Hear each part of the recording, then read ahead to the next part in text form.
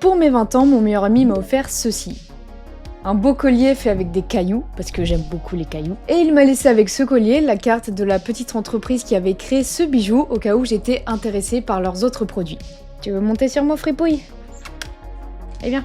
Mais en fait, c'est la carte en elle-même qui m'a intéressée parce que j'ai bien aimé leur logo. Du coup, je me suis lancée dans le défi pour ce deuxième épisode d'After Effects Lab de rendre leur logo un peu plus vivant en l'animant. Et restez bien jusqu'à la fin parce que j'ai envoyé le rendu final à Crystalia et ils m'ont répondu.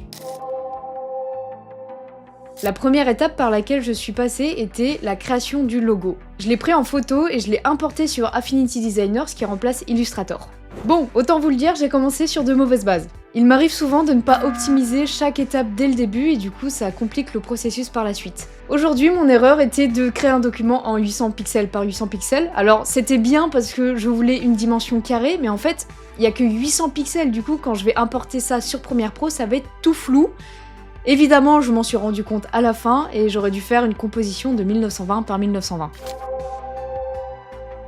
Après avoir importé mon fichier en deux parties dans After Effects, le haut et le bas, j'étais enfin prête pour commencer l'animation toute simple que j'avais en tête. Mon idée, animer le cristal comme s'il s'ouvrait en deux pour révéler le titre de la marque au centre. C'est donc ce que je fis. Jusqu'ici, aucun problème jusqu'à l'apparition du titre.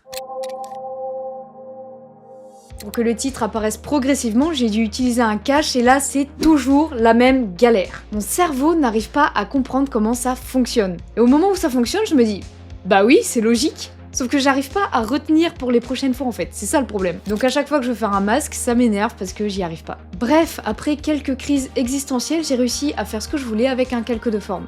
Et pour la touche finale, j'ai rajouté un effet de light sweep pour que ça brille parce que c'est quand même des bijoux avec des pierres précieuses.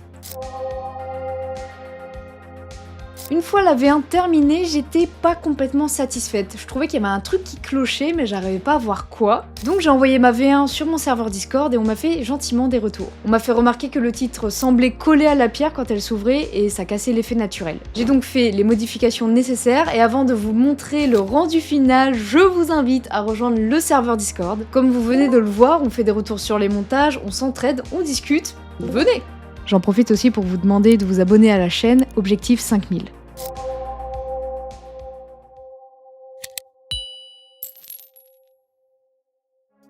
Après avoir fini cette petite animation, je me suis empressée d'envoyer un mail à François et Emma qui gèrent Crystalia. Je leur ai donc expliqué comment offrir l'un de leurs bijoux pour mon anniversaire et que j'apprends le motion design et que je me suis dit que j'allais animer leur logo. Et évidemment, je leur ai demandé leur avis, donc voici leur réponse.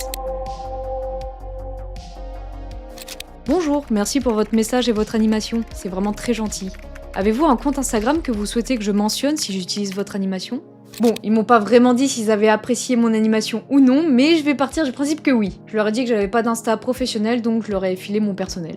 Voilà, même si je sais pas réellement ce qu'ils pensent de l'animation de mon logo, je suis quand même très contente qu'ils aient au moins pris le temps de me répondre. C'était pas un démarchage, mais en tant que monteur vidéo, on se fait tellement ignorer par mail, donc je suis contente qu'ils aient pris le temps de me répondre. Moi, ça me fait un exercice en motion design et vous, ça vous fait du contenu. J'espère donc que cette vidéo vous aura plu. Si jamais vous avez des idées de projets ou d'animations en motion design que je pourrais réaliser, n'hésitez pas à me le dire en commentaire, ça fera peut-être l'objet d'un prochain épisode. Et encore une fois, n'hésitez pas à vous abonner. Sur ce, moi je vous dis à la prochaine vidéo.